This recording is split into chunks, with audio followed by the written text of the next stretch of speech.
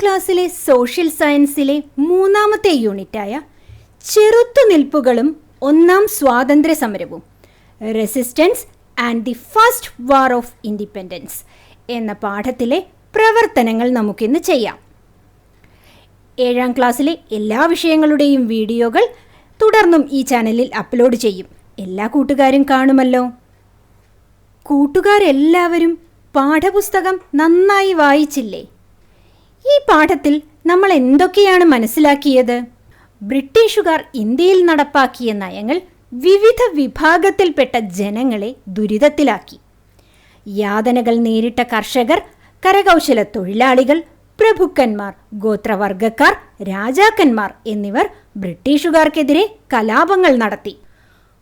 ഒന്നാം സ്വാതന്ത്ര്യ സമരത്തിനു ശേഷം ഇന്ത്യയുടെ ഭരണം ഇംഗ്ലീഷ് ഈസ്റ്റ് ഇന്ത്യ കമ്പനിയിൽ നിന്ന് ബ്രിട്ടീഷ് ഗവൺമെൻറ് ഏറ്റെടുത്തു. The policies implemented by the British brought misery to the people from different walks of life. The exploited farmers, craftsmen, tribals, kings and chieftains rebelled against the British. The British government took over the administration from the English East India Company after the First War of Independence.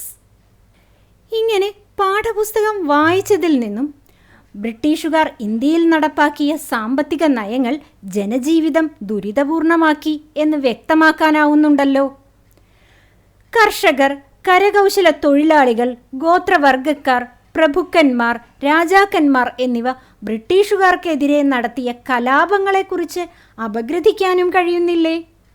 1857 നടന്ന ഒന്നാം സ്വാതന്ത്ര്യ സമരത്തിൻ്റെ സവിശേഷത തിരിച്ചറിഞ്ഞ് പ്രസ്താവിക്കാമോ?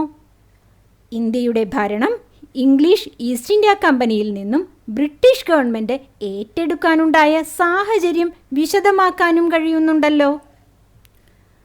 finds out that the British economic policies made life of Indians miserable.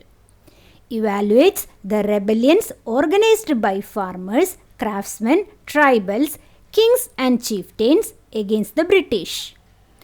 Identifies and describes the significance of the First War of Indian Independence in 1857. Comprehends the circumstances that led the British government to take over the administration of India from the English East India Company. ഇനി നമുക്ക് പാഠപുസ്തകത്തിലെ ഓരോ പ്രവർത്തനങ്ങളായി ചെയ്തു നോക്കാം. ആദ്യത്തേത് ചേരുംപടി ചേർക്കാനാണ്. താഴെ കൊടുത്ത പട്ടിക ഉചിതമായ രീതിയിൽ യോജിപ്പിക്കുക. ഇടതുവശത്തെ കോളം നോക്കൂ. ആദ്യത്തെ കള്ളിയിൽ സാന്താൾ എന്നാണ്. അതിനോട് യോജിക്കുന്നത് ഏതാണ്? അതെ, B കോളത്തിലെ സിദ്ധുവും കൻഹുവും.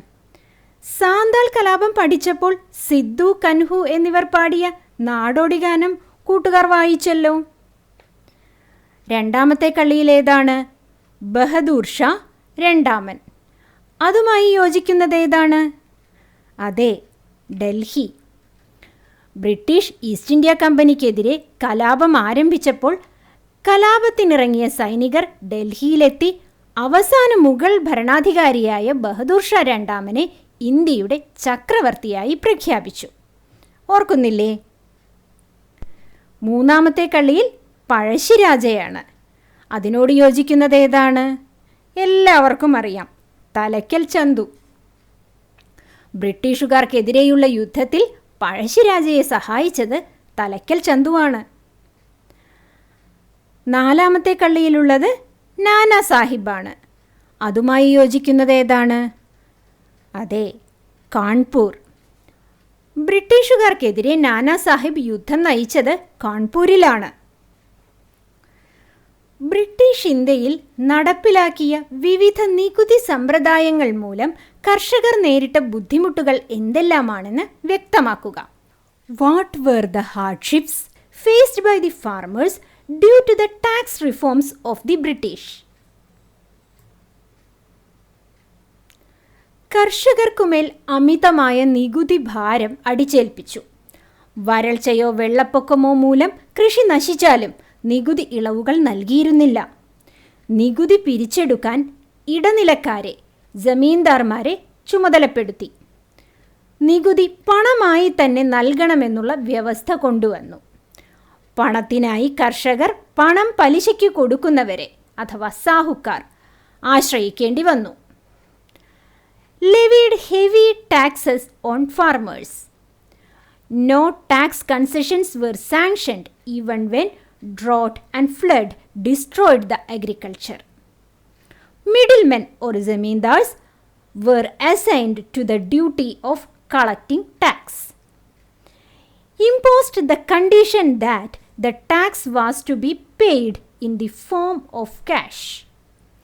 The farmers had to depend on sahus, the private money lenders, for loans at a high rate of interest. ബ്രിട്ടീഷുകാരുടെ ഇറക്കുമതി നയം ബംഗാളിലെ വിവിധ ജനവിഭാഗങ്ങളെ എപ്രകാരമാണ് ബാധിച്ചത്? How did the import policy of the British affect different categories of people in Bengal? ബംഗാളിലെ മണ്ണ് പരുത്തി, ചണം, നീലം എന്നിവ കൃഷി ചെയ്യാൻ ഏറ്റവും അനുയോജ്യമാണെന്ന് കമ്പനി കണ്ടെത്തി. പരുത്തിയും ചണവും നീലവും ഇംഗ്ലണ്ടിലെ വ്യവസായശാലകൾക്ക് ആവശ്യമായ പ്രധാന അസംസ്കൃത വസ്തുക്കളായിരുന്നു. അതുകൊണ്ട് പരുത്തിയുടെയും ചണത്തിൻ്റെയും കൃഷി വ്യാപിപ്പിക്കാൻ അവർ തീരുമാനിച്ചു. ഇതിനായി കർഷകരെ നിർബന്ധിച്ചു. പരമ്പരാഗതമായി ഭക്ഷ്യവിളകൾ മാത്രം ഉൽപ്പാദിപ്പിച്ചിരുന്ന കൃഷിയിടങ്ങൾ പരുത്തിയുടെയും ചണത്തിൻ്റെയും നീലത്തിൻ്റെയും തോട്ടങ്ങളായി മാറി. കർഷകർക്ക് കൃഷിയിടങ്ങൾ നഷ്ടപ്പെടുകയും അവർ തൊഴിലാളികളായി മാറുകയും ചെയ്തു. The company identified that the fertile fields of Bengal were much favorable for growing the commercial crops like cotton, jute and indigo. These were the major raw materials for the industries in England. Consequently, they decided to expand its cultivation and forced the farmers to do so. The fields that were used only for the cultivation of food crops changed into the plantations of cotton, jute and indigo. As a result, farmers became landless and were forced to become laborers. ഇന്ത്യയിലെ വനസമ്പത്ത് കൊള്ളയടിക്കുക എന്ന ലക്ഷ്യത്തോടുകൂടി അവർ വനനിയമങ്ങൾ ആവിഷ്കരിച്ചു. ഈ നിയമങ്ങൾ മുഖേന വനങ്ങൾ പൂർണ്ണമായി കമ്പനിയുടെ അധീനതയിലായി. പരമ്പരാഗതമായി വനങ്ങളെ ആശ്രയിച്ച് ജീവിച്ചിരുന്ന ഗോത്രജനതയെ ഇത് പ്രതികൂലമായി ബാധിച്ചു. അതോടെ ഗോത്രജനതയുടെ വനവിഭവ ശേഖരണവും പരമ്പരാഗത കൃഷിരീതികളും തടസ്സപ്പെട്ടു. They framed several laws to exploit the forest resources. These laws gave the company absolute control over the forests. This distributed the collection of forest products and adversely affected the tribals' traditional farming.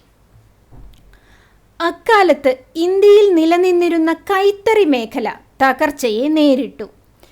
അസംസ്കൃത വസ്തുവായ പരുത്തി ബ്രിട്ടനിലേക്ക് കയറ്റി അയച്ചു. ബ്രിട്ടനിലെ യന്ത്രനിർമ്മിതങ്ങളായ വില കുറഞ്ഞ തുണിത്തരങ്ങൾ വൻതോതിൽ ഇന്ത്യയിലേക്ക് ഇറക്കുമതി ചെയ്തു.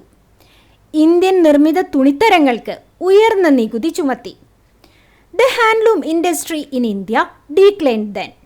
The reasons are the large-scale export of cotton, the raw material of handloom industry, to Britain, the large-scale import of cheaper textiles manufactured in the British factories. Excessive taxes were levied on clothes made in India. 1857 സമരം ഇന്ത്യയിലെ ഭരണ സംവിധാനത്തിൽ വരുത്തിയ മാറ്റം എന്തായിരുന്നു? What were the changes made in the administration after the first war of independence in 1857? 1857 ഒന്നാം സ്വാതന്ത്ര്യ സമരം ഇന്ത്യയുടെ ഭരണ സംവിധാനത്തിൽ മാറ്റം വരുത്തി. ബ്രിട്ടീഷ് രാജ്ഞിയുടെ 1858 വിളംബരത്തോടെ ഇംഗ്ലീഷ് ഈസ്റ്റ് ഇന്ത്യ കമ്പനിയുടെ ഭരണം അവസാനിച്ചു. ഇന്ത്യയുടെ ഭരണം ബ്രിട്ടീഷ് രാജ്ഞിയുടെ നേരിട്ടുള്ള നിയന്ത്രണത്തിലായി. The first war of Indian independence in 1857 brought many administrative changes in India. The rule of the English East India Company came to an end with the Queen's proclamation in 1858. India came under the direct rule of the British Queen. ചെറുത്തുനിൽപ്പുകളും ഒന്നാം സ്വാതന്ത്ര്യ സമരവും എന്ന പാഠത്തിലെ പ്രവർത്തനങ്ങൾ കൂട്ടുകാർക്ക് കൃത്യമായി മനസ്സിലായില്ലേ? തുടർ പ്രവർത്തനങ്ങളും പാഠഭാഗത്തിനകത്തുള്ള പ്രവർത്തനങ്ങളുമായി മറ്റൊരു വീഡിയോയിലൂടെ നമുക്ക് വീണ്ടും കാണാം.